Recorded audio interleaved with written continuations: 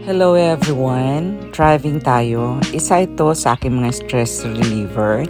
Maliban sa pagtatanim ng flowers, halaman. Maganda kasi siya dahil habang nag-drive kayo, nakikinig ka ng magandang music, nakikita sa mata mo yung blue skies, mga ulap, ang gaganda ng ulap, tapos sa kapaligid mo yung mga green, mountains, buildings. Sarap sa pakiramdam. Wala kang iisipin kundi drive lang. Kaya palagi ko itong ginagawa.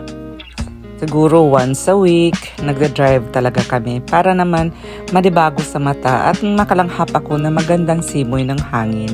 Lalo na sa may beach area or sa Bayshore, doon ako nagpupunta, naglalakad din.